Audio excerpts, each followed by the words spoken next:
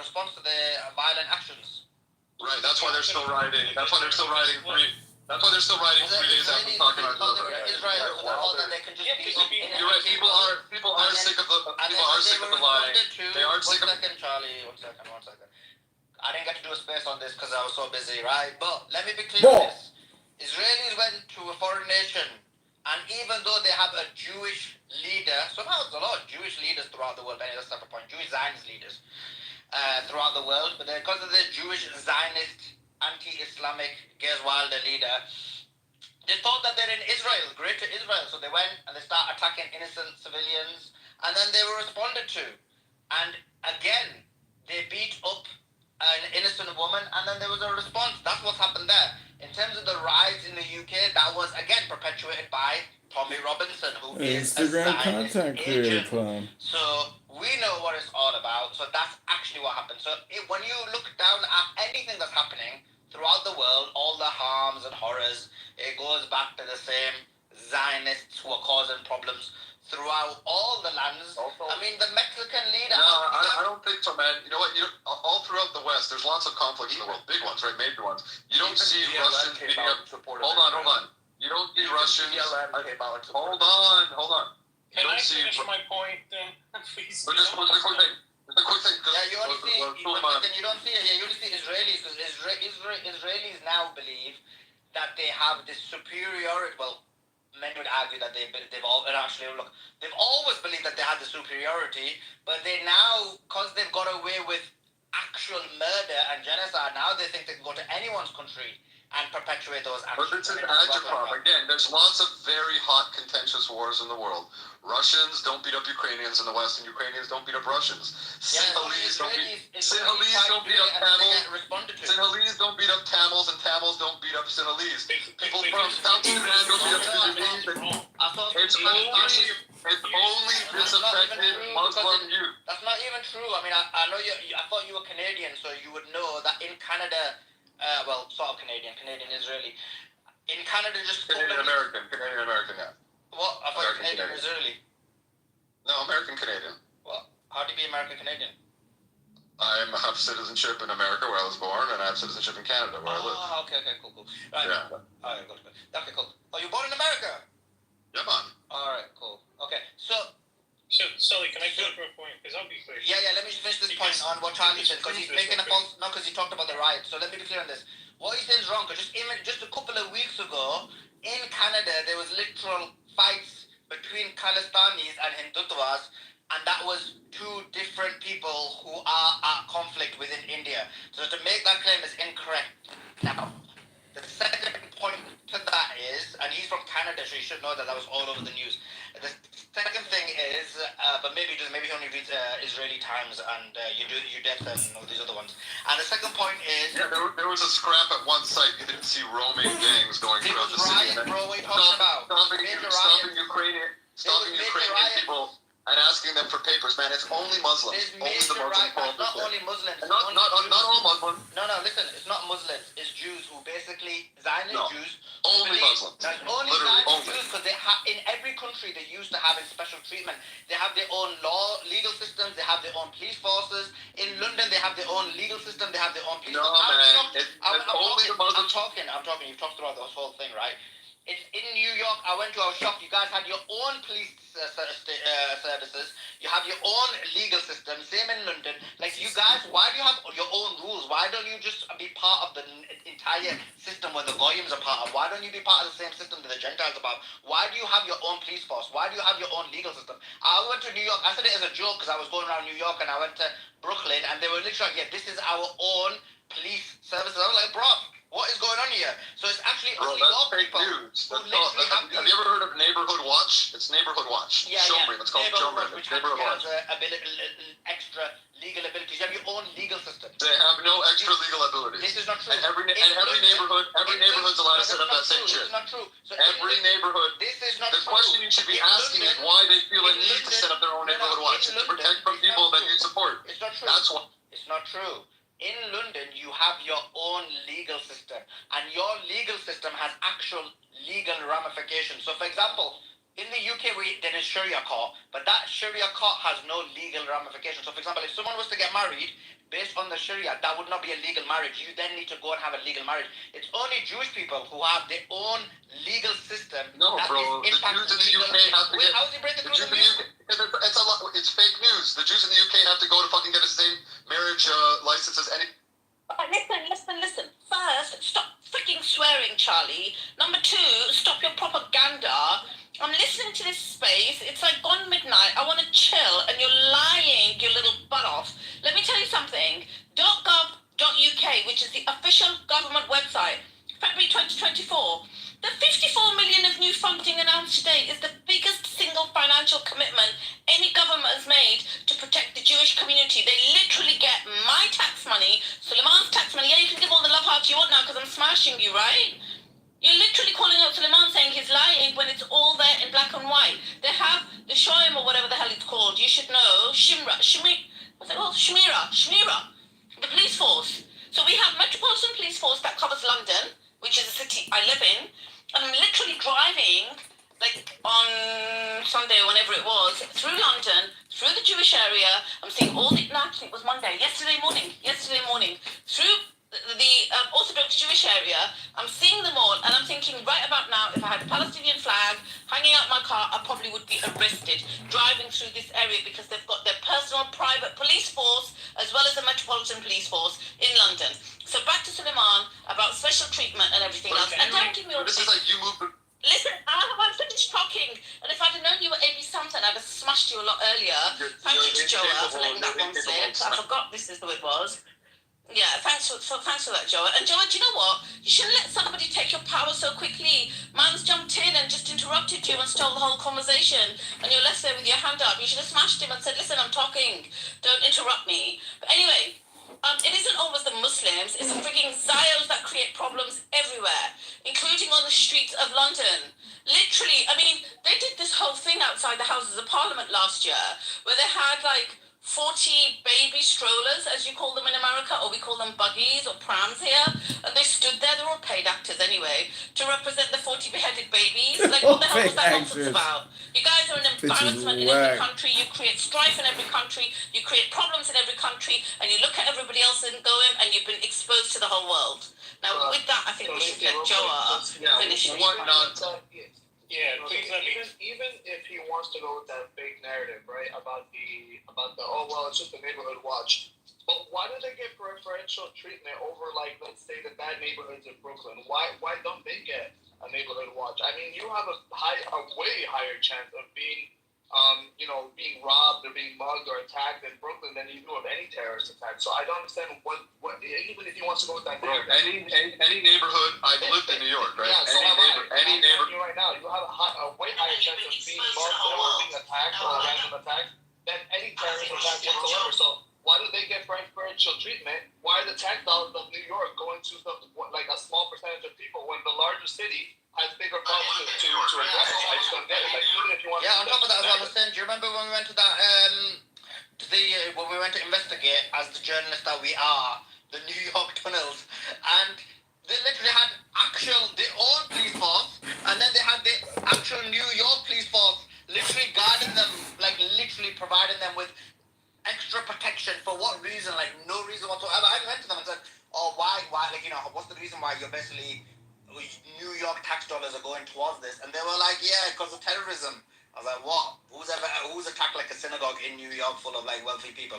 So yeah, they do have preferential treatment. They do have their own police force, and then they have the actual normal police force basically overprotecting them, even though we know what the situation is, right? So let's not. Suleiman, do you think that long call? Listen, I want to finish my.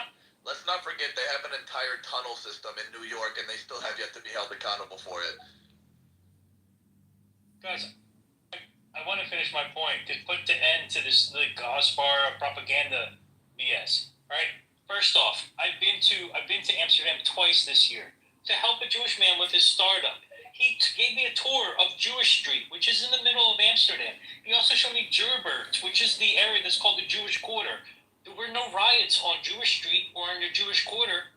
They weren't hunting Jews. They were hunting people who damaged the cab, damaged an Uber, who called the other Uber drivers to come help them. And they and then started throwing metal pipes at people. And even the woman who filmed the thing wrote to every news agency and goes, I did not give you permission to use this footage, and you're misrepresenting the footage. And this woman was sponsored by iPhone to photograph the city. She's a famous photographer. She came out and said, you're using my footage to say that it's the Muslims attacking the Jews, when this was the Maccabi fans attacking the Arabs. Right, so even that was misrepresented. Well, none of the authorities agree with you.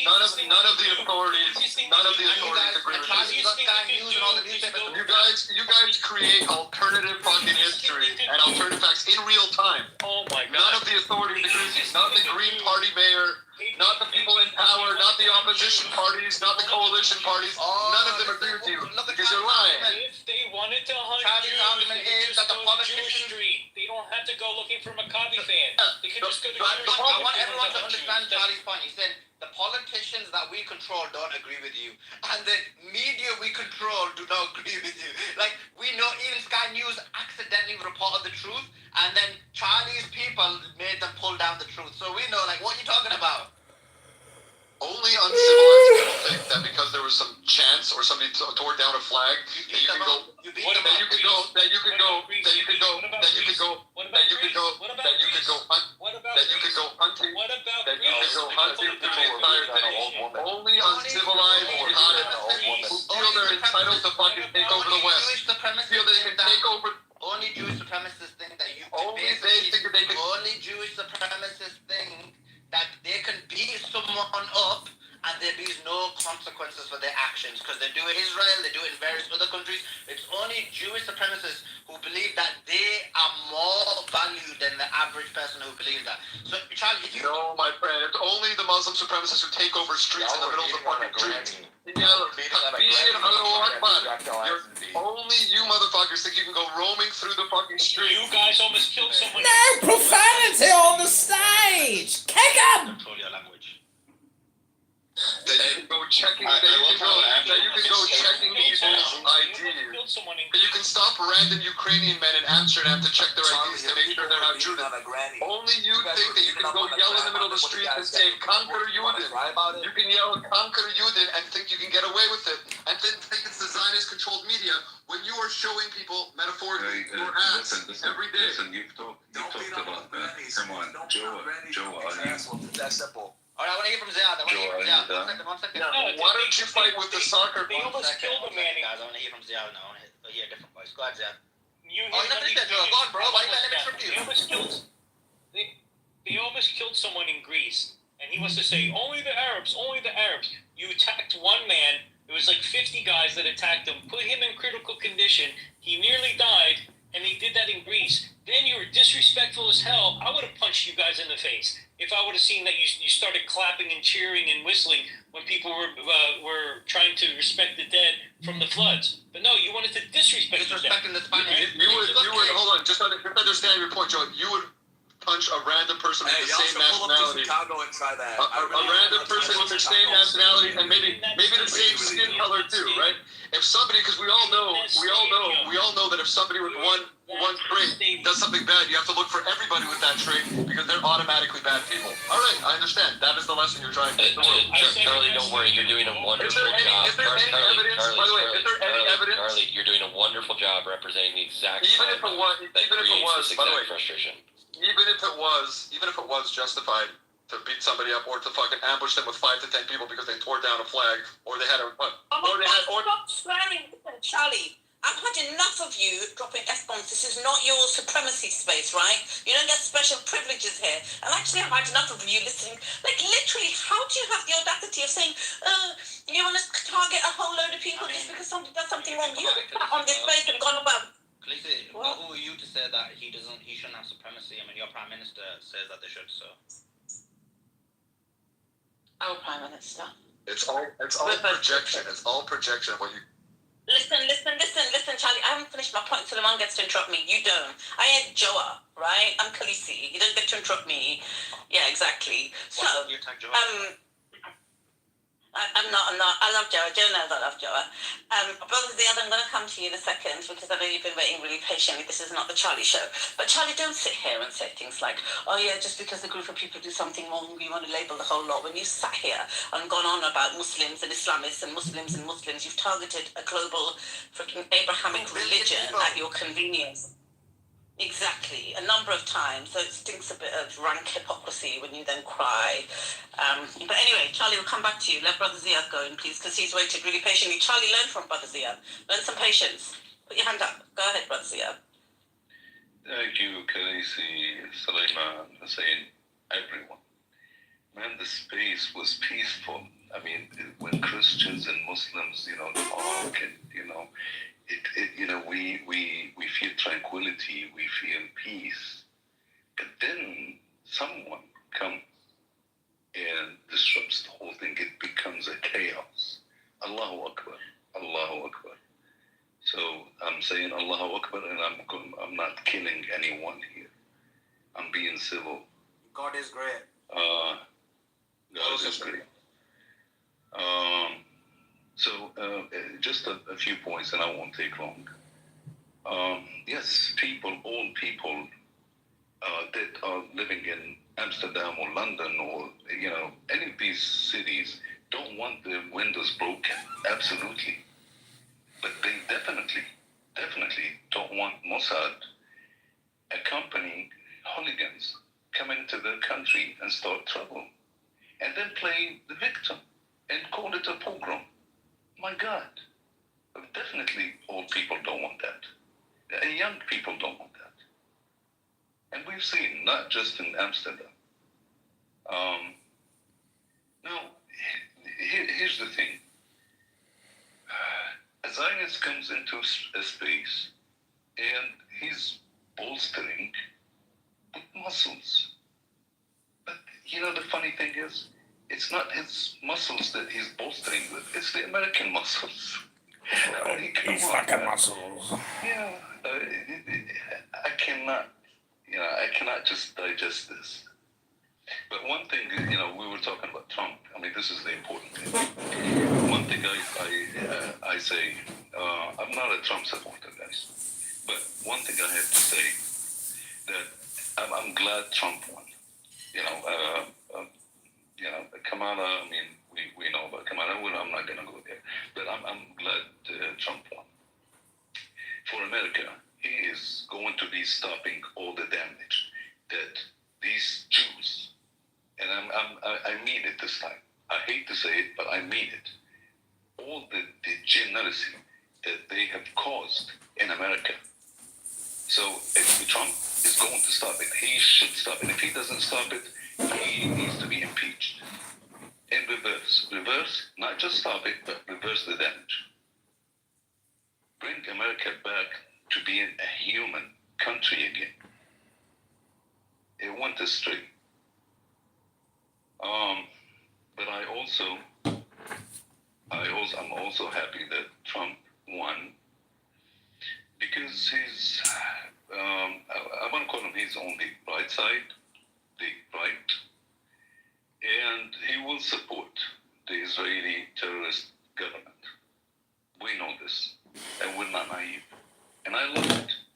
I love that he is going to support Netanyahu and his thugs. Satan Yahoo! Now, why do I say this? Modest Yahoo! Despite of the genocide, the killing of babies, women, Genocide? We got Planned Parenthood yet. Trust You ain't heard of that? All these crimes. Fucking genocide every day in this country. 100,000 babies a month. It pains me. $1 billion a month. But at least, in my opinion, Netanyahu is the best thing that happened to the Palestinian plight. He is the worst thing that happened to Zionism. Projection! I don't think you understand. He's like the fucking greatest thing that's ever happened to Zionism. Fucking savior of the people. We're seeing, with the consensus of the whole world, humanity is standing up Coping! and saying, enough, this is bullshit. Palestinian coping 101 with Edmund His actions have brought the Palestinian plight to the surface. Welcome to another exciting episode of Jewish Derangement Syndrome, where we will analyze why people spend 50 hours a week talking about the Jews. And it should stop. So, in my opinion, Netanyahu. Satan Yahoo. Netanyahu is the devil. And Adolf Hitler is Trump. And Trump, in my These are opinion, the most moral people in the world. They want to kill you. Thanks for that, Ziad. I didn't want to bring this back to Charlie, but I have to, right? Charlie, real question this, like, take the debate part of it out, right? Just be, like, a bit more normal, right? Like, the fact that they were calling a pogrom, and, like, I am actually, I know there's people who disagree with me on this, but I do actually think that the Jewish people were oppressed during World War II.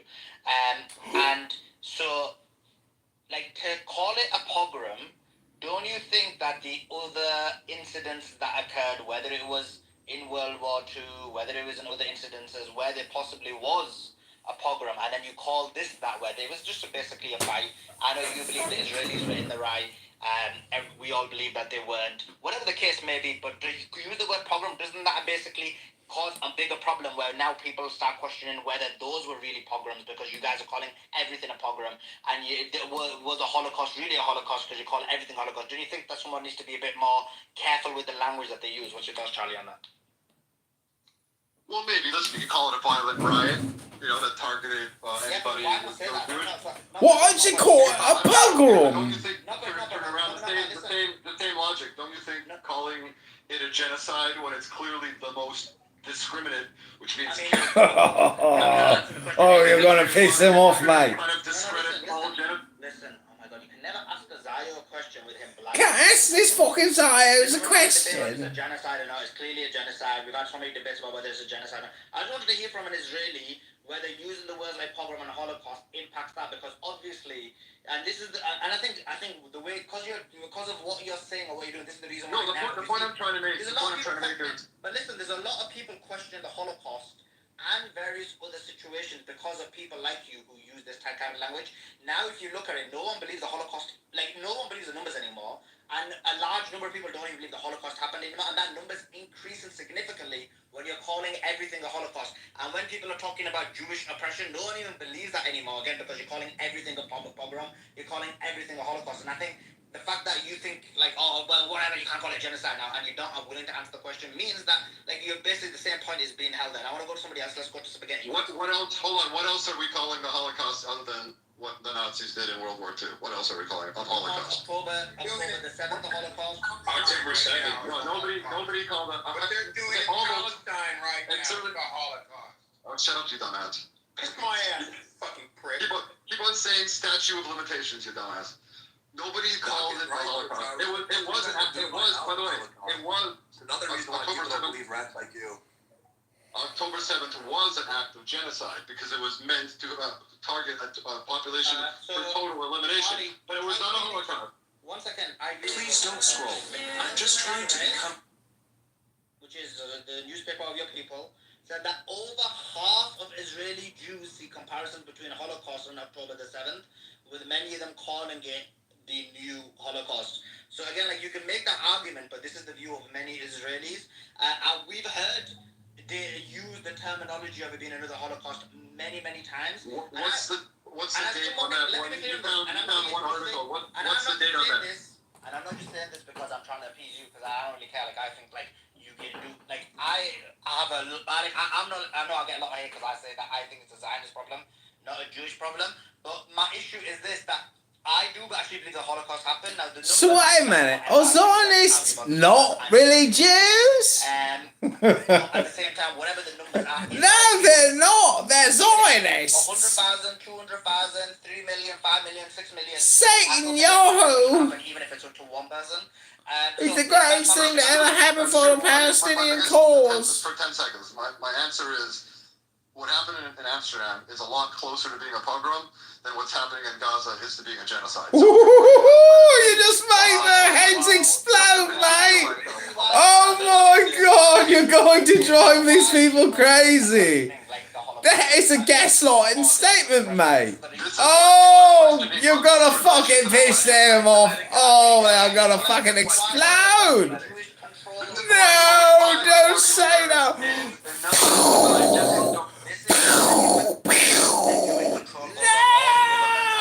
No! 37 people killed. No! Jewish president became a president. Jewish, Jewish, Jewish, Jewish, Jew, Jew, Jew, Jew, Jew,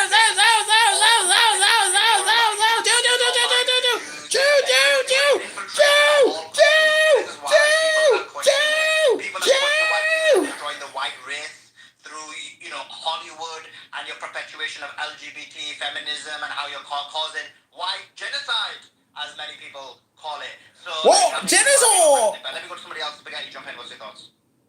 Go ahead, Spaghetti. Spaghetti. Spaghetti?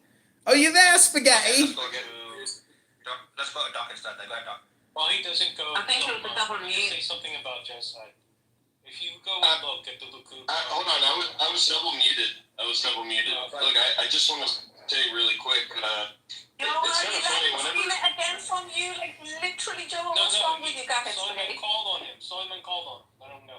Yeah, so basically, you know, as soon as you start to destroy their narrative and as soon as you start to question Jewish behavior, it's never a defense of their behavior. Jewish behavior? Of the argument, it's always, oh, Muslims are uncivilized. You're a moral idiot.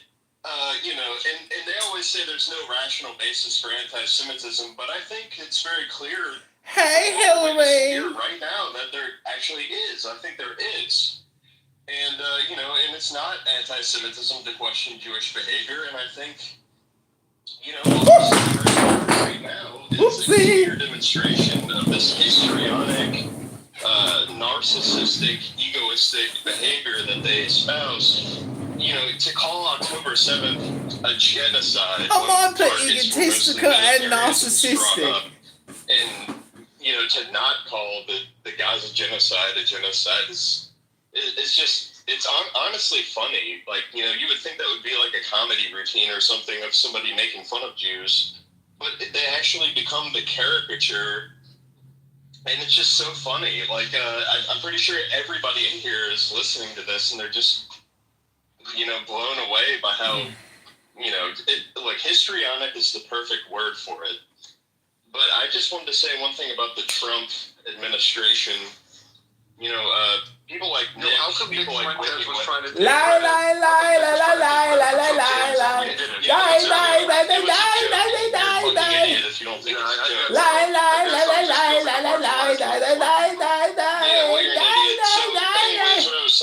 we were signaling all of this stuff for months, and everybody wanted to transport while are you gonna let me talk, or are you gonna keep doing your little Hasbara shit? Because, and excuse me, like, this guy's an idiot. Can we just make your little German propaganda shit? Like, enough, isn't it? It's enough. Enough is enough. Can we kick him off the space? I mean, he's not really smart. He's not really adding anything. He's just an idiot. Anyways, like I was saying, compared to the Nazi jihadi communist alliance, you're right. My bad. Yeah, that's really smart. You're really cooking it fast. People were jumping the grandma and got your asses beat up in there in Amsterdam.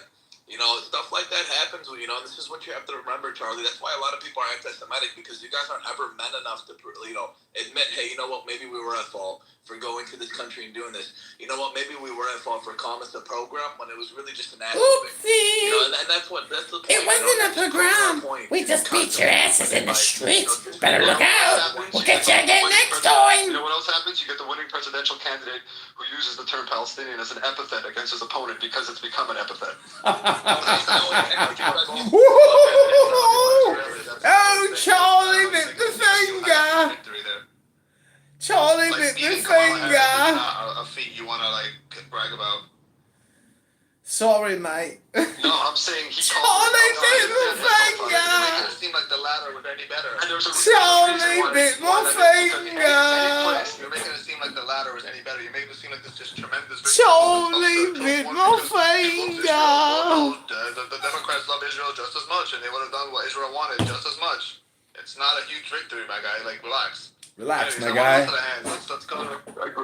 Let me competitively reframe you by saying, relax, my guy. It's not a big deal. Wait, can I finish what I was saying? Because... Yeah, so we were all signaling this and talking about this for months. You know, I mean, he's had people around him that are from Project for a New American Century. Marco Rubio is literally a product of the Project for the New American Century. It was his slogan for his 2016 campaign. he's a China hawk, he's a Israel hawk, he is a Russia hawk. I mean, he is the diametrically opposed vision to the MAGA movement. And we have people like him going into Secretary of State, which is arguably like the third or fourth most powerful position in the American government. And Howard Lutnick, a Jewish billionaire from Wall Street, is leading the transition team. And all of the appointments are the first appointments of the entire, administration have been geared towards Israel. And it's no coincidence when you have people like Howard Lutnick making the personnel decisions. So it's just kind of funny, everyone is panicking now about all these terrible personnel decisions. You voted for him, and now you get what you voted for. I mean, we've been talking about this forever. People need to listen to this criticism of Trump and take it very seriously because, and Nick or gropers were never saying, oh, Trump is going to turn on the Jews and all this stuff. That's a complete denial of context. There was a rift between Netanyahu and Trump. There wasn't a rift between Netanyahu and the Zionist, influence networks in our country. So, it's kind of disingenuous to say, we were talking about this that. Is when I get turned around where I'm like, wait a minute, what? Between Trump and Netanyahu that, need to be brought up and need to be, examined. And that's really all Nick was ever saying. That's really all anybody that's been criticizing this stuff has been saying. So people really need to open their mind and listen when people are criticizing all this stuff about Trump because, look, if you vote for this, you are wasting your only leverage you have over the federal government. That's all I have to say. Yeah, I don't know who was next, Joe or Doc. Go ahead, Joe, I guess. Yeah, I'll be fast because I gotta Doc. If you don't mind, let me go first. I gotta sleep. Look, here's the issue. The longer this thing goes on, the worse it is. The more people look into information. I've been doing this for over a year now, right? And even just this week, going down, looking at what Likud has participated in and everything else, they were selling weapons to Rwanda for the genocide, right? They were complicit.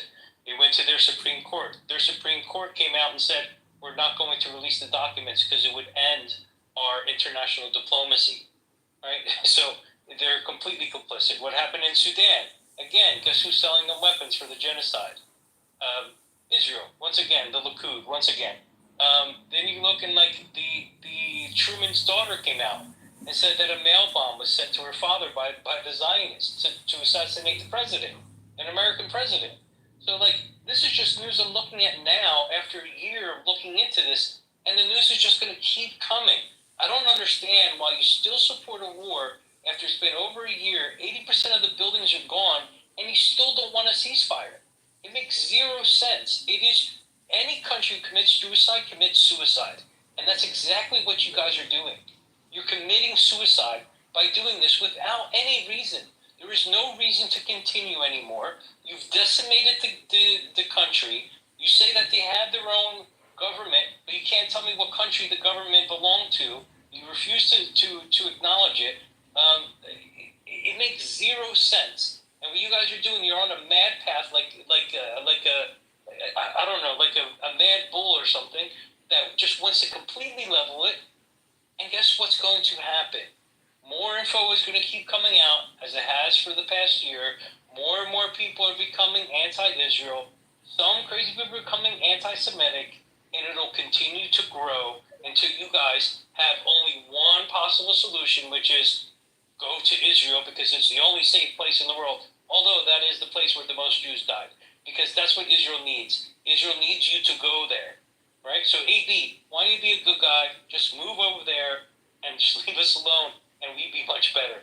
Because apparently you're one of those radical Zionists that live over there that all you want is bloodshed. That's all you want. It's not about defense anymore, and you know it's not about defense anymore. You're just bloodthirsty fuck. Sorry, Khaleesi, but it has to be said. That's all it is. Do it with the one. Wait, I don't get it. Where's AB gone? You guys smashed him so bad he ran away? No, he left. Yeah, I don't know why. That's called this. Joel, that's the supremacist. Joel, that's a bit supremacist of you. Why are you telling him to use his right of return? Poor old Ziad, whose grandfather is from Palestine, is not allowed to go back, but AB, who's never been there and has no lineage there, has a right to return. Is that what you're saying, Joe? I'd rather him there than here, to be honest. Sorry. It was. So what about Ukraine and Poland, where they're originally from? It was such a smash session that I think Germany should do the right thing and create a two. I think Germany should create a two-state. Divide Germany in half. This is all their fault. So Germany should give up the southern half of Germany. Let it be called Israel, and then everything will be right, and Palestinians will be left alone. That would have been the right solution. Actually, Joe, I have a hashtag called New Khazaria. So instead of Israel. Cool. Let's go to Doc. I'm not guys. Where did AB go? I don't know. Is AB reporting that we committed a pogrom? I don't know, bro. Like, I was literally just talking to a couple of friends, and then I came back, and he's gone. You guys smashed him too hard. Let's go, Doc. Well, good. Thanks for that. I literally was not going to stay another minute to listen to everyone shit on AB. The guy's disgusting. I mean, really, I don't know who he serves beyond himself, but it's just intolerable listening to the guy. So I know, people might have an idea or question about where I'm at on Trump's recent Zio appointments. I think at least Sully knows where I'm at because I've been posting with him and above him on it. Two things I'll say. I'm not going to defend him because I think, and I'm hoping that this is strategic. I still believe that peace is going to follow his administration as it did in 2016 and 2020. It won't be perfect. It never is diplomatically. You always have to give something to get something. It's always a question of how much you have to give. As far as Huckabee and his statements about the Palestinians and Israel, disgusting. Another Christian evangelical who I've been battling over this for the last year, Christian supremacist. But ambassadors don't set policy. And countries don't send ambassadors to represent themselves to countries that they're hostile to. So what Trump has done is sent Israel a friendly face, who I'm hoping will just make excuses. And someone who will not be easily attacked by these Zionists and Bibi, if he's still in charge, for anything that Washington, D.C. might do. As far as Marco Rubio, I've been told by someone inside the campaign, and maybe I've missed the announcement, but that the media reports on some of the positions have been incorrect, and they don't know what they're talking about. I don't believe Marco Rubio has been officially announced by the Trump team. If he had, or if it was, it'd be seen on True Social with a post from Trump himself, as the other confirmed nominees have been announced. So I'm hoping it's not Marco Rubio. I guess it'd be inexplicably to me. Other than the fact, there's a friend of mine pointed out who's from Ecuador, that Marco has a great experience and affinity as well because of language and culture with Central and South America. And one of the aims of Trump is to make certain that Marxism not only is exited from America via policy and the defeat of the Democrats and Harris, but also wants to see it exited from our hemisphere with a sort of reinvigoration of the Monroe Doctrine. So this is all speculation. Anyone who might want to debate or argue with me, they'd also to some extent be speculating. But that's my impression at this point. In terms of what I first heard when I came in the room, Joa, I don't think that BRICS is a threat to the American dollar. I know it's competition, but competition does not necessarily mean defeat. Competition hones each competitor, right? We will become more efficient an economy, if for no other reason than Elon has certainly been empowered rhetorically to cut billions, if not hundreds of billions, if not trillions from our budget. And Trump has promised to start pumping oil. So I think we'll be able to stave off the sort of deficit spending that's been building our national debt, and hopefully get to the point where our national debt is starting to be carved down, at least in terms of accumulating interest from additional years of national deficits. And happy to comment on anything I just said or respond to it. Love you guys all, and just spending less time on Spaces for a variety of reasons, but always like coming in here. Appreciate you, Doc, as always. Guys, breaking news.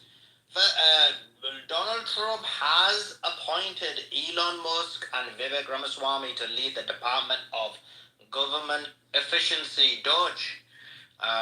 It's a bit of a plug for Musk's coin there, isn't it? But anyway, I can't bother reading the whole letter. But anyway, the letter's in the nest.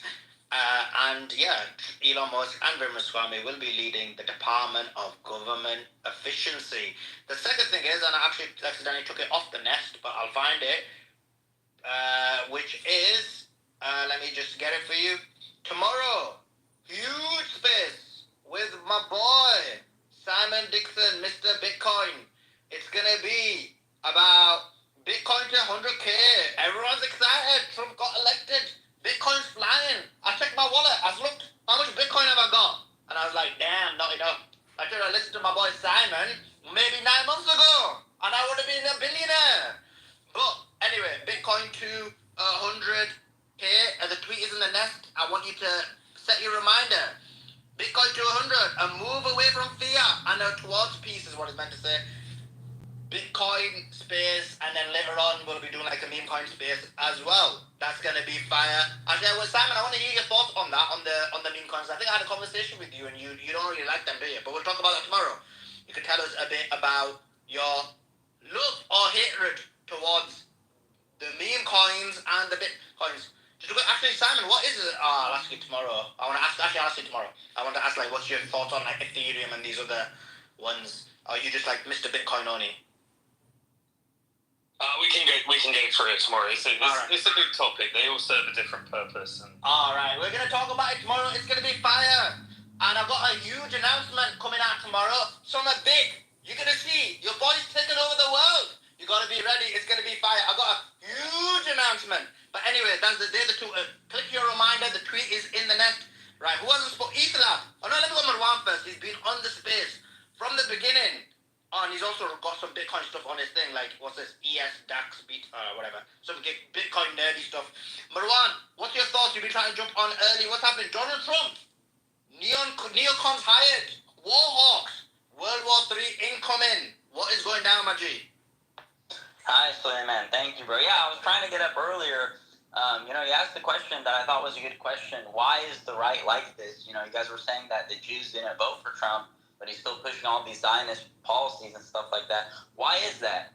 And I kind of wanted to go into just a little bit the GOP as a whole and who's really funding these people and who's really pushing the narrative and defining what a conservative is. Because if you think about a conservative, when I think of a conservative, I think of a nationalist, maybe a Christian, white guy, maybe like Donald Trump or something. That's what I think of when I think of a conservative, But you can be gay and be a conservative. You could be Mexican. You could be black. You could be Indian, like Vivek Ramaswamy.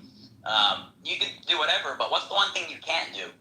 You can't criticize Israel, right? So that defines a conservative, because that's the one thing that you can't do. When you say what is a conservative, the one thing is Israel, pro-Israel. So if you guys don't mind, I'm going to start with Peter Thiel. I know everyone knows about him, and it's redundant, but I'm just going to go a little bit further than that, okay? So half of Peter Thiel's net worth is from Palantir, and everyone knows that Palantir is a shell corporation for Mossad, infiltrated from top to bottom with Israeli intelligence. His co-founder, Alex Karp, his biggest fear is that the Christian right wing is going to throw him out of a window because they're too anti-Semitic. Right? After October 7th, they flew Palantir's entire board out to Israel and saved 200 positions for just Israelis. Okay? When Palantir was first founded, for the first 7 years, their only customer was the CIA. Now it's the NSA and the DOD and all of these things. So this is where Peter Thiel gets his money. Peter Thiel funds Claremont, which is a huge conservative think tank. It's very influential. It was influential in Trump's first campaign, first administration in 2016. The other biggest donor to that think tank is Paul Singer. Both of these guys are openly gay, right? Degenerates. And this is who's running Claremont. Paul Singer also funds the Manhattan Institute, which is another big one. And someone was in here talking earlier, I forgot who it was, but someone that Trump appointed was fighting for overthrowing the heads of these Ivy League universities because they weren't pro-Israel. This is who Trump is appointing. She was working with the Manhattan Institute, which is funded by the same guys that I'm talking about, as well as Bill Ackman, to overthrow these people. So they control the conservative party's think tanks. They control the Ivy Leagues. Okay? Claremont put Michael Anton and Peter Thiel into Trump's National Security Council. That's how they got in there. So they're controlling the administration. And when you look into Peter Thiel and what they're doing, they fund the entire movement going down to even where they hang out and stuff. If you look at Sovereign House in New York City, which is this place where they all hang out and read magazines together, and all these politicians go there, and Peter Thiel's there, and all these tech guys are there, and you have these transgenders and these prostitutes hanging out there. What is that, It's like when you had Jeffrey Epstein, you had politics, tech, and human trafficking. And at Sovereign House, you have politics, tech, Peter Thiel, girls who just want to have a good time. And I just want to go into the people who influenced Peter Thiel. Peter Thiel is, who funded Claremont? Harry Hoffa, right? I'm sorry I'm a little bit unorganized. I've been up for a really long time. Harry Hoffa founded Claremont. Harry Hoffa was influenced by Leo Strauss. Leo Strauss, his life mission was to save the West, okay? And he wanted to save the West because he said that the West was supposed to be a safe place for Jews, right? He was influenced by Zeev Jabotinsky. Zeev Jabotinsky was the pioneer for Zionism early in the day. He was the one who said that we needed to take Greater Israel. He was the one who the early freedom fighters, quote unquote, the Israeli freedom fighters like the Haganah, the Stern Gang, all of these guys, and they take credit for pioneering terrorism in the Middle East.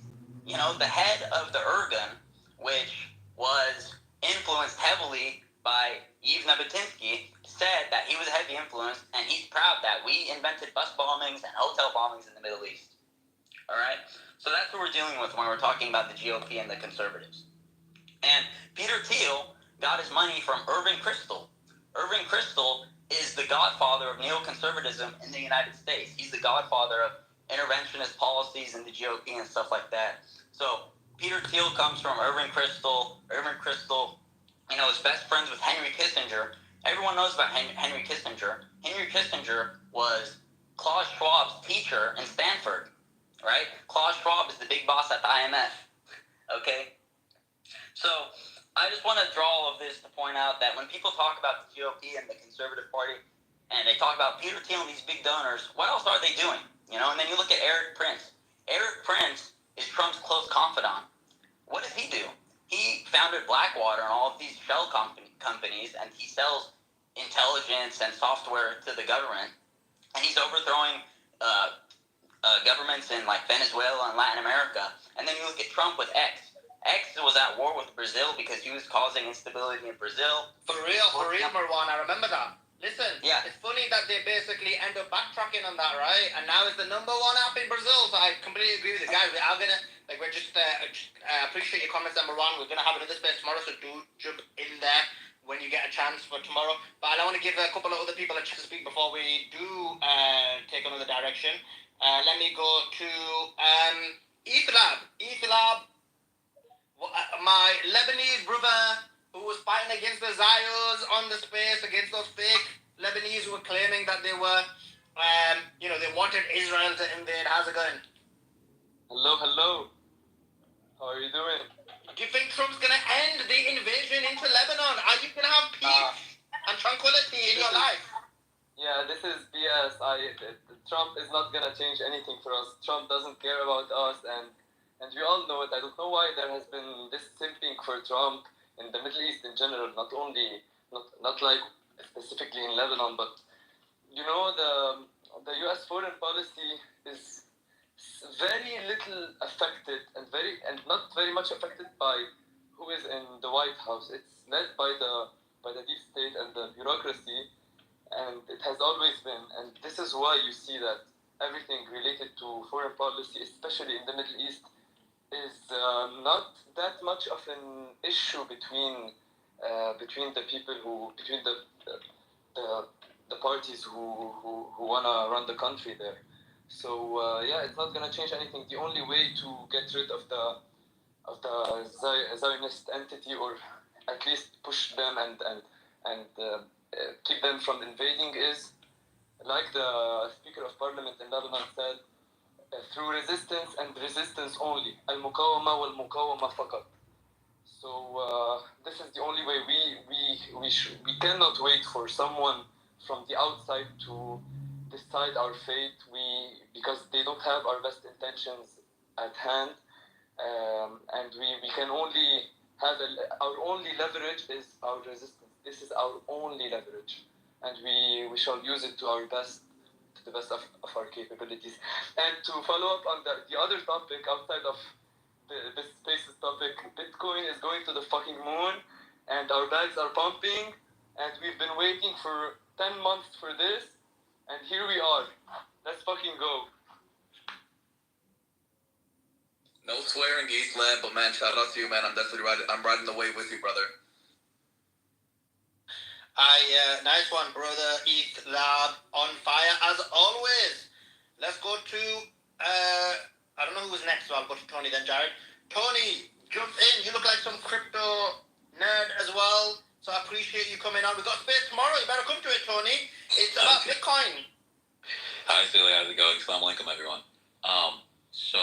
I actually wanted to come up and talk about that creature, that Jewish creature that was up here, kind of just mucking up all the air. That would be considered a bad Jew there, everyone. What he was saying about like all the inhumanity, and he's pretty much just spewing a bunch of socialist rhetoric.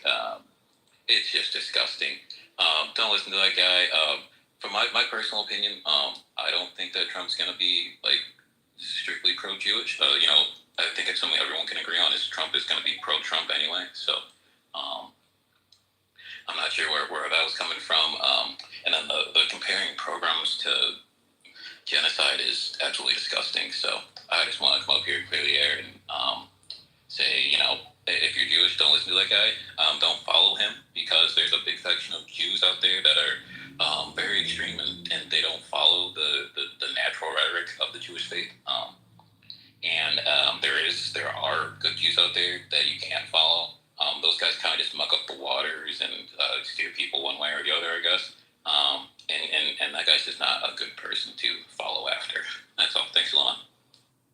Appreciate that, Tony, and do make sure that you come to tomorrow's space. The tweet is in the net. Set your reminders. Bitcoin to 100. What is it? A move away from fear and towards peace. What's going down? Simon's gonna break it down. Is he just Mr. Bitcoin? Does he like the Ethereums? Does he like the Solanas? And does he like the memes coins? It's going down tomorrow. It's gonna be fire. Check the space out. Set your reminder. And I've got a big, huge announcement. You're gonna be ready. I am taking over. Be ready, guys. It's gonna be fire tomorrow. What time is it again? It's gonna be 3:30 Eastern, 8:30 UK time. I want to see what Simon's view is like. I've talked to a few people and they're like, oh yeah, Simon's a Bitcoin maxi. He shits on everything. So let's find out. Does Simon do that or not? We're going to find out tomorrow. Jared, jump in. What's your thoughts on it? Trump. Lots of neocons. A lot of war hawks. Are we going to World War III? What's your thoughts? Salaman, let me just one thing. I will attend your space if Simon will keep the bit and I'll keep the coin. Go ahead, Ted. Yeah, Simon, you keep the bits and he'll keep the coin. The bits, and then you can send me the bits on Twitch. And this isn't APEC. I'm not bribing people to join. Yeah, I want everybody to start investing in Bitcoin because I want to get wealthy off of Bitcoin. Whoa, no promotion. Jared, you can't promote nothing on my space without paying me. Anyway, Jared, go to your point. Okay, so I'm sad that Alpha's not here because I wanted to respond to what he said. I'm glad Alpha is out there, promoting Palestine among the Trump tards. But what he said disturbed me because he said basically several things I disagree with significantly. So let's start with him saying that the bombing, the killing of Soleimani was justified because Soleimani was bombing American troops. Well, I think Scott Ritter covered this. Those IEDs are not exactly that complex. They didn't really require like a general to construct these IEDs, first of all. So that's kind of stupid. And secondly, even if that was true, Iran had every motivation to make sure the U.S. mission in Iraq failed because they knew that they were next on the chopping block. This has always been the neocon plan to take out Iran. And so they had to make sure that, yeah, the American people, would get turned off by what happened in Iraq. And I'm sure they contributed to that. But I just want to, emphasize that Iran had every incentive to, and justification to defeat America in Iraq. And finally, he, said that the Abraham Accords did not lead to October 7th. And I just don't know how anybody can think otherwise. I mean, think about what Jared Kushner was doing. He was basically saying, okay, here, Palestine, take it or leave it. We're just going to give you this little carved up section of the West Bank. We're not going to even include Gaza in it. And you're not involved. And too bad. I mean, what kind of peacemaking is that? That's not a just peace. And it really bothers me, the people in MAGA who keep saying, oh, Trump was trying to bring peace with the Abraham Accords. The Abraham Accords were bullshit. They directly led to October 7th. That's why I put my avatar as Jared's peace plan failed, because it's a fact. Just want to share those things. And Jared Kushner made $100 million off of the Abraham Accords. 2 days after they closed, I think, or like 2 days or 2 weeks, he made his own investment firm, and then he brokered the first deal between Israel and Saudi Arabia. Yeah, that's and right. he's best friends with Bibi since he was like, they were both little kids, they're best friends. And anybody who thinks that these offers to Palestinians are generous, just go back and look at some of the articles debunking the so-called generous offer of the Camp David Accords in the early 2000s. That was complete bullshit. They said, oh, we were willing to give the 98% of the West Bank. Bullshit. They were going to give the 98% of what they did not already have sovereignty over. So the Palestinian state would have been, crisscrossed by Jewish settlements. It would have been a disaster for the Palestinian people. Yasser Arafat had every right to say, no, I want to continue to negotiate for a better deal. And what happened, the media pretended that he was rejecting peace. He was willing to continue negotiating. Israel Sharon was the one who called off the negotiations, and that what set off decades of death on both sides. Appreciate that, Simon. Guys, damn, I had some good point to make. I forgot what it was now. Tony, jump in, help me out, and then I'll come back to my point. Yeah, I was going to say, I think everyone can agree that the world as an ethno-state has completely changed since the last time that Trump was in office. And I think that when he was going after Iran, that there was a lot of, gray area there that he couldn't really see through or see past. I'm not saying that I'm not really going either way there, whether it's just as far as justification, but I just think that I think that if he would have probably waited, that it probably would have never happened. As far as the peace agreements go, I don't think that there has been a more assimilative peace agreement since the Oslo Accords and then the Feta invasion that occurred right after, which led right into the Second Intifada. I think that in order to resolve this conflict, there's going to have to be another agreement similar to that. What agreement was that again? Right, guys. What agreement was he talking about? Oslo Accords, 2001, I think. No, the Oslo Accords came much earlier, like the early 90s. Oh, right. 93. So, guys, listen, what's going on? I did promise you that we were going to do a review of my boy Dan Bilzerian absolutely destroying, and I mean annihilating, Khaleesi's boy, Piers Morgan. He done him so hard, it was unbelievable. I saw some clips and I was like, fire. But we're going to do that review tomorrow because it's kind of getting a bit late.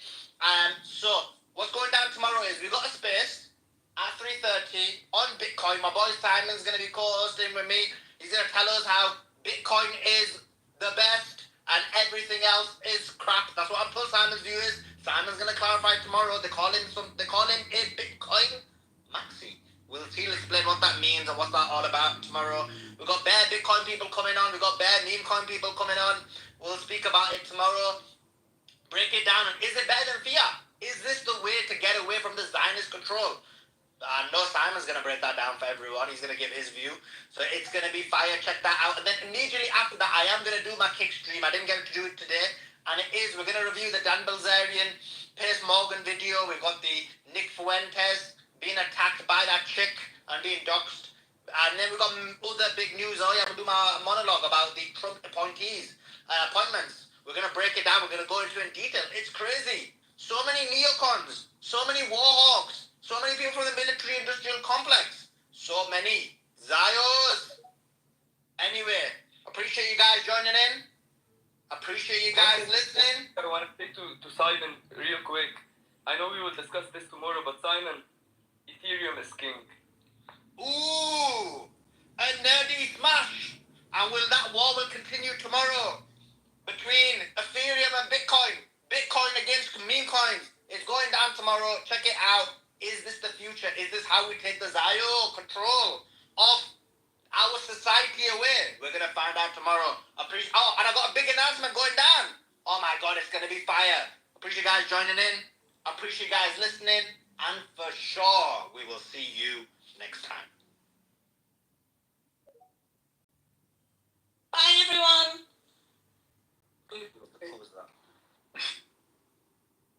It's Khaleesi.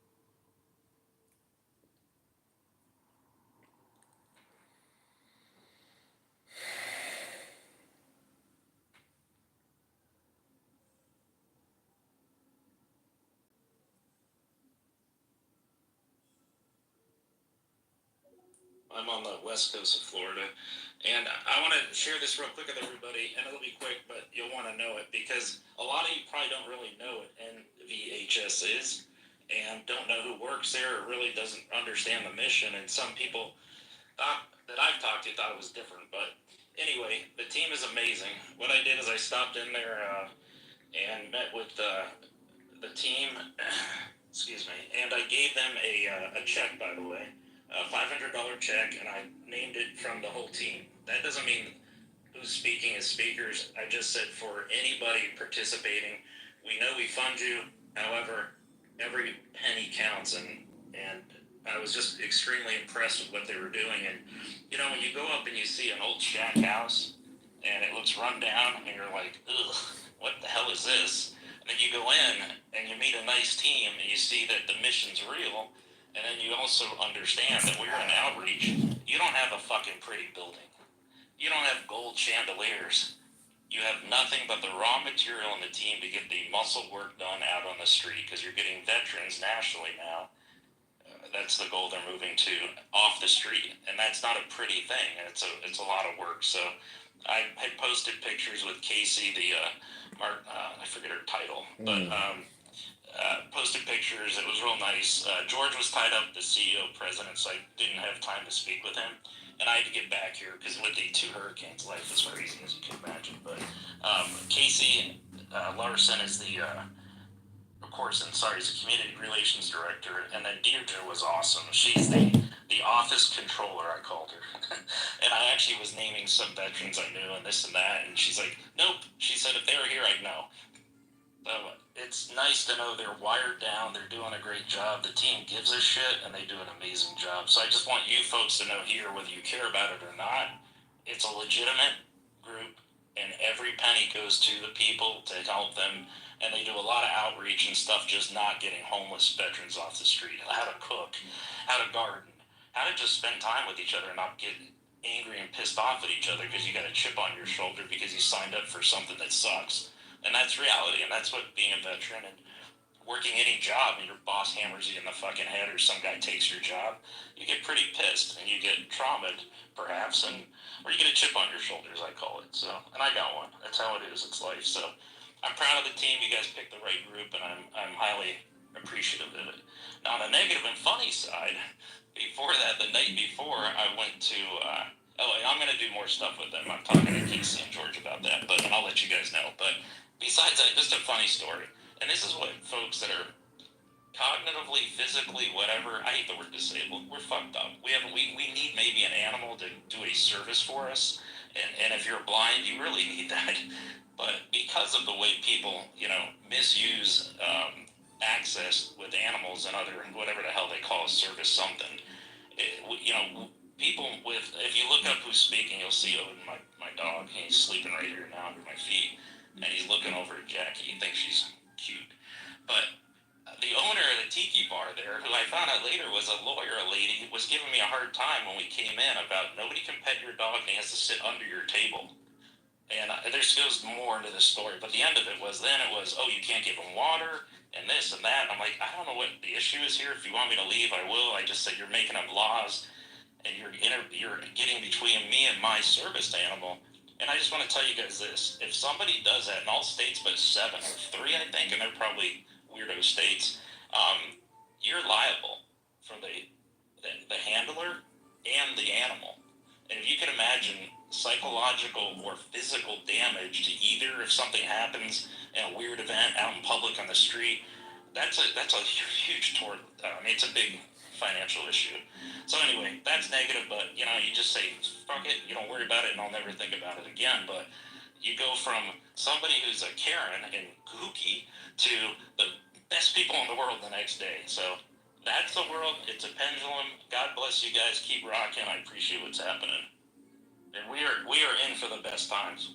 What Jackie said, everybody's saying, everything is freaking aligning up. And I spent a lot of my time on spaces with foreigners, meaning overseas, the global crypto community, excuse me. And the hailing that we're getting from people overseas is unbelievable. And they believe no matter what happens that Trump will get us actually tighter as a global community.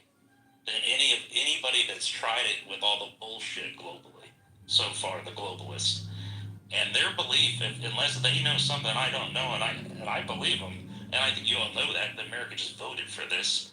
What we're about to do, restructuring America, lowering taxes, bringing in the right policies, true accountability. And I'll go less than 1 more minute, Sean. The bullshit of last election, and I told you guys so many months ago I became an independent. I got so pissed at both parties.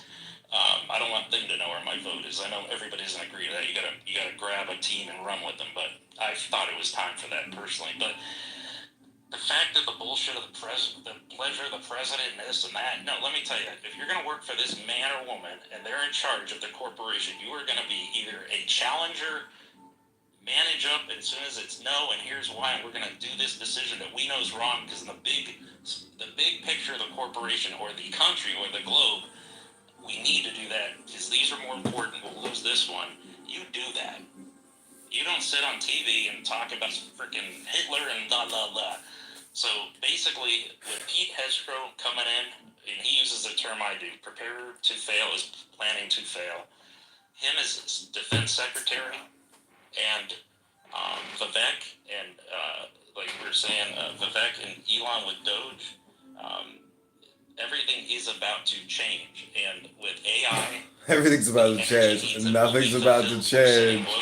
Watch, Elon's gonna be like, "I made the recommendations. They don't want it. They don't want to do it." Trump's like, "Well, let's wait and see, Elon. I know you're very excited." We're gonna suck for stagflation. We're gonna have inflation issues, but this is the fucking roaring 20s. I want you to quote me on that. We are coming into the 100-year roaring 20s, and you guys and who voted the correct way and stand your ground with people's attitudes and be polite, but tell them, no, you're fucking nuts.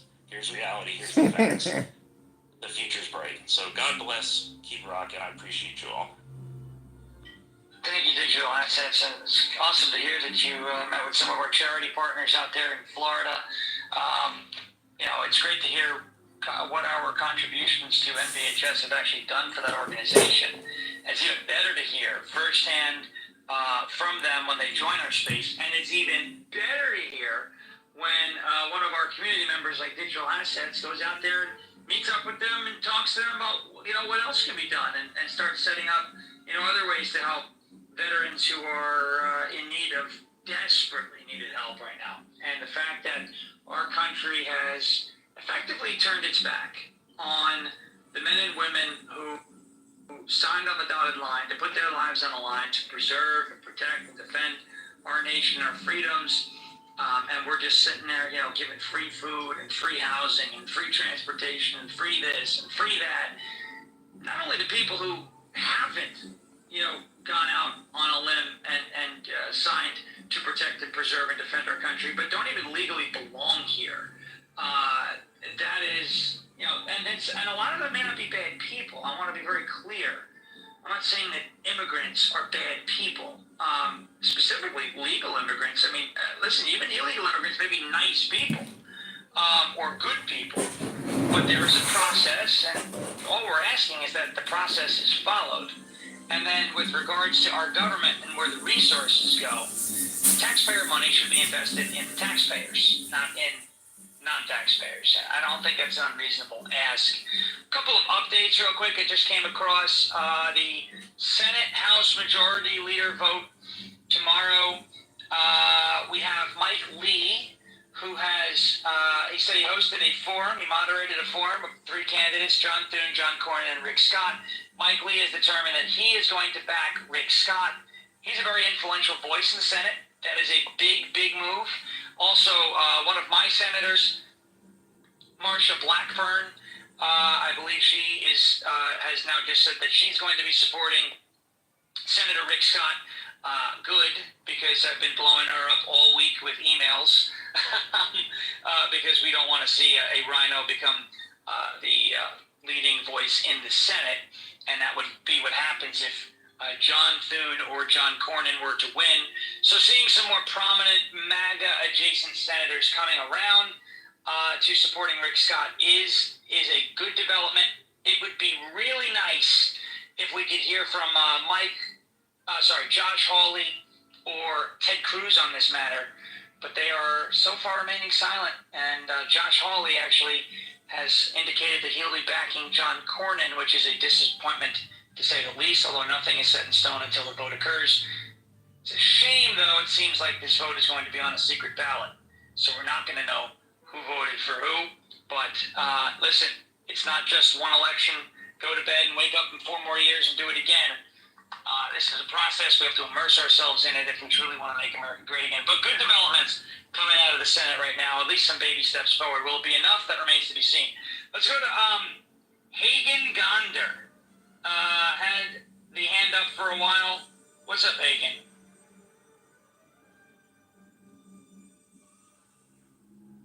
Hello, hello? If you're speaking, I cannot hear you. Can anybody else hear Hagen?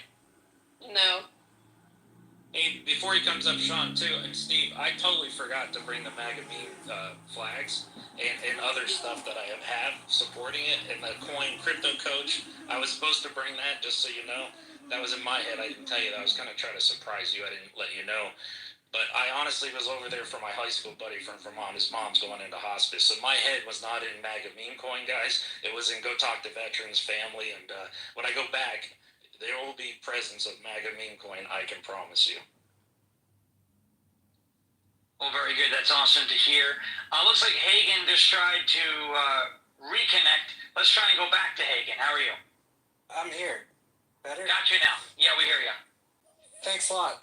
I just wanted to maybe bring it back to politics really quick and kind of pitch kind of what's on my mind to everybody and see what their kind of involvement level is, because I feel like, you know, where we're at now with all this momentum, just waiting to vote for a president every 4 years is not enough. So what I've been kind of pitching and going to be doing myself is become a precinct committee officer. And you might have heard of this already, but the smallest geographical unit of the Republican Party is the precinct.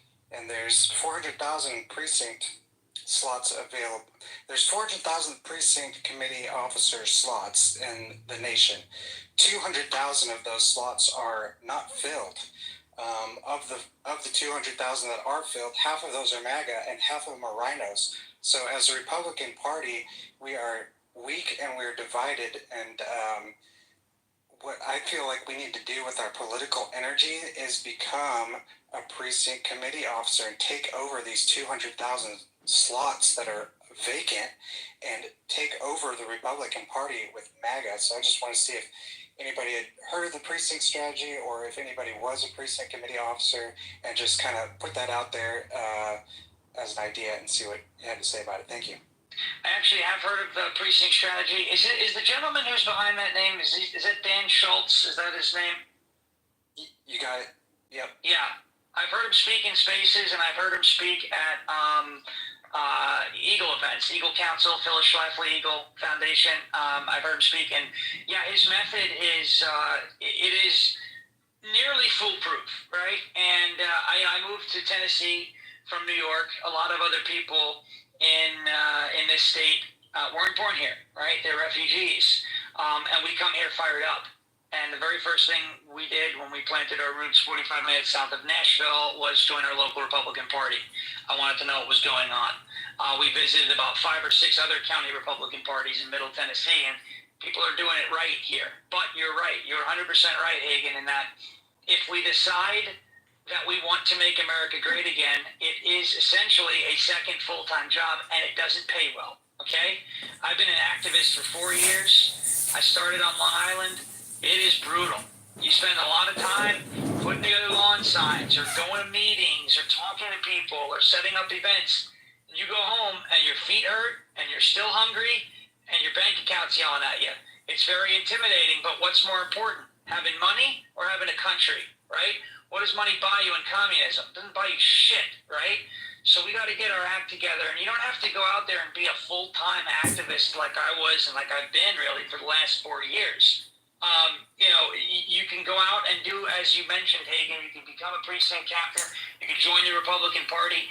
I see a lot of people floating the idea of starting a new party. No, it's like, do you want to buy a car and fix it up, or are you going to build a new car from scratch, right? Well, I'd rather buy the car, buy the thing that's got the bones in it, and fix it up, rather than try and put something together that I've never put together a day in my life, right? So we can take over, and we are, I believe, taking over the Republican Party. And Hagen, the precinct strategy is a tremendous strategy. Anybody who's not familiar with that needs to make themselves familiar with that. If you're an activist, political activist like me, passionate about the political process. And folks, these two worlds have collided. Crypto and politics are now in the same arena. If you are pro-crypto and you want your politicians to be pro-crypto, you have no other option than to get involved. You could pay $30 a month like I do, and you could join National Write Your Congressman, and you can send emails to your congressional representatives and your senators, and you can speak to them about issues that you're passionate about, and they will respond to you. They may not give you responses that you like, or you may get an ambiguous response to which you can reply back and ask for something more in-depth, or even ask for a meeting, but you can make a difference if you want to. It's not easy. It's not going to be something that I can tell you can do with your eyes closed, your hands tied behind your back.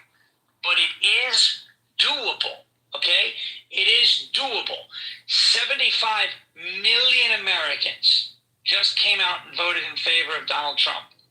All those 75 million Americans have to do, and this is the bare minimum, and it's not good enough, is every 2 years in the midterm, come out and vote again. We'll never lose another midterm election again, folks. That's all right. But it's not it. It's not it. It's not just about the midterms. You've got state elections. You've got local elections. Your kid brings home something from school. Maybe a book with some weird shit in it, right? There's some porn or something in there. You need to call Donald Trump. The President of the United States does not have authority to reach down into your local school district and say, get that book out of there. It's up to your local officials. So you've got to immerse yourself in the process, and I call it owning the process, right? Anything you can do, whether you're going to be a poll worker, a challenger, a member of your local Republican Party, an activist, a volunteer on campaigns, anything that you can do, or just $30 a month to gain access to National Write Your Congressman, right? A very respected organization, highly respected organization, and an organization gets a very high response rate from elected representatives, okay? So you don't feel like you're screaming into a hole. Any little tiny thing you can do, or precinct strategy, we can make a massive difference, not just every 4 years, but for decades to come in this country. Decades. That's long-lasting change. That is meaningful change, okay? And I encourage anybody who's passionate about crypto and wants to see the best interests of the crypto space advanced in the United States of America, get involved, stay involved, because you're at the ground floor right now of the federal government of the United States of America embracing crypto in a friendly way. The next 2+ years are going to determine what the next 20, 30, 40 years look like for crypto in America. The time is now, not later. Don't wait for the government to do something. They are your public servants. Tell them how you want to be served. Right? When you go to a steakhouse and your waiter or waitress comes to your table, you don't just go, well, bring it out and I'll tell you if I like it, and then get pissed off when they bring out something you don't like. You tell them what your order is, and they serve you, right? And they serve you what you ordered. Your representatives in this country are public servants. They are your waiters. They are your waitresses. You pay their salaries. You are their employers. Your vote gives them their job, right? So treat them that way, respectfully, but be involved in the process every step of the way. Crypto Coach is here, and he has been one of our best on-the-ground activists with regards to Polyfi, MAGA meme coin. He's got the physical Trump MAGA meme coin cold storage wallets. What's up, Coach? Thanks, Sean. Can you hear me? Loud and clear. Can you? Oh, good. So yeah, I just wanted to say that there's a little something about me and the psychology in my holding crypto for 10 years. I'm a person who worries with their stomach, and I've seen lots of ups and downs in crypto. And it's like, it literally feels like a roller coaster. I literally feel sick when things go down, but my rational self always tells me to hang on because I'm in it for the fundamentals.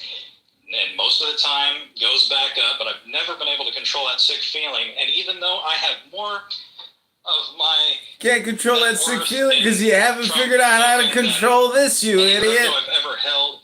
Seeing it come down after he won, I have no worries whatsoever, not a nanogram of worry about this at all. It's really exciting. I'm enjoying the roller coaster. Seems like it's plateaued at a bottom, and I'm buying back in. And I took some profit on the top. Plateaued at a I bottom. really respect diamond-handed people like Steven Steele. That's awesome. That shows a great show of faith. But my friends and I, we're not coin flip investors, and neither are my clients. So, not knowing what was going to happen with the election, I just told people what I'm doing. If they want to follow suit, when it was getting toppish, I was like selling a fraction of a percent each day leading up to the election. Still had a great big bag, and so pleased Trump has won. And yeah, the sell the news was kind of expected. I think people are just chasing what's pumping at the moment, and some people who, thought they're treating this like it was some kind of, Poly Markets token or something. But yeah, we're continuing on for another 4 years with Trump, and this is just, I've never been more confident in the holding. And, what I was doing before the election was taking profits in a little bit of US dollars, a little bit of Pax Gold, that's gold-backed crypto. And now that Trump is president, I'm selling off things that are pumping and taking profits in Trump. And I'm not the only one. All my friends, acquaintances, and crypto clients, they're all doing the same, taking profits in Trump. Because we were diversified before the election only because we didn't know how it was going to turn out. And now we're here, and so I'm excited. So I just wanted to keep doing what you're doing, and I'm going to keep being here every Tuesday as well. Thanks. Well, thank you, Coach. And you know what? This guy, let me just explain to anybody, our new holders that are listening who don't know who Crypto Coach is. This guy, I always say, is he's like the man who assembled the Avengers. Okay, Jackie is here. Sistine Research played a big role because Crypto Coach essentially was like, hey, check this project out. And he's here now. Not only is he here and is an active member of our community and a holder, but he actually created physical Trump MAGA meme coin with the logo on it, physical cold storage coins, actual coins that hold MAGA meme coin on it. Okay, I'm holding one in my hand right now. I'm holding one in my hand. It is the coolest thing I've ever seen. You want to tell anybody about that, Coach?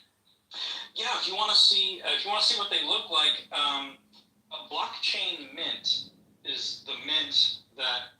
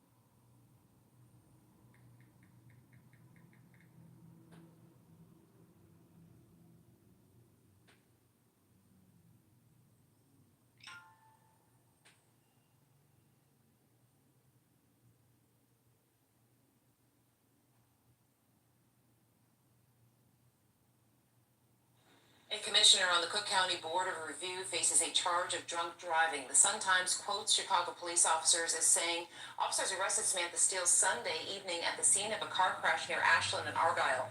Officers arrived to find extensive damage to 2 vehicles and an open bottle of wine on the floor, saying her eyes were bloodshot and glassy. She told them she drove into the other vehicles. She refused to take a field sobriety test. She's due in court on December 27th.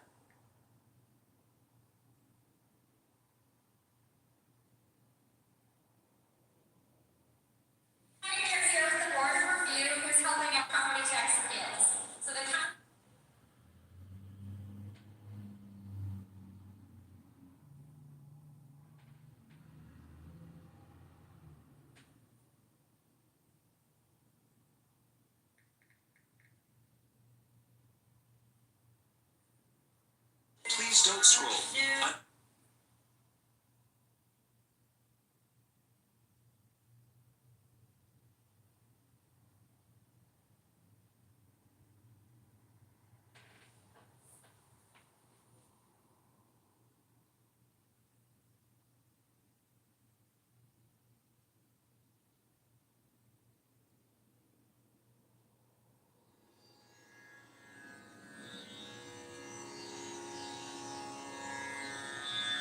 Shri Ram, Jai Ram, Jai Jai Ram Om.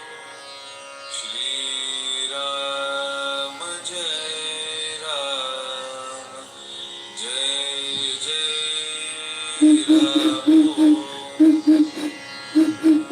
Shri Ram, Jai Ram, Jai Jai Ram Om. Shri Ram, Jai Ram, Jai Jai Ram Om. Shri Ram, Jai Ram, Jai Jai Ram Om. Shri Ram, Jai Ram, Jai Jai Ram Om. Shri Ram, Jai Ram, Jai Jai Ram Om. Shri Ram, Jai Ram, Jai Jai Ram Om. Shri Ram, Jai Ram, Jai Jai Ram Om. Shri Ram, Jai Ram, Jai Jai Ram Om.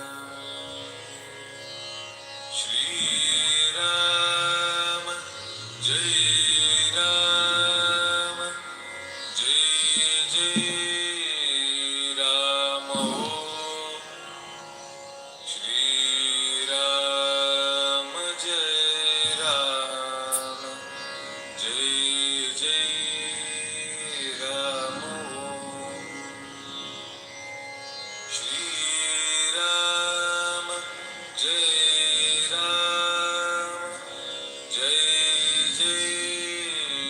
Ram Om. Shri Ram, Jai Ram, Jai Jai Ram Om. Shri Ram, Jai Ram, Jai Jai Ram Om. Shri Ram, Jai Ram, Jai Jai Ram Om.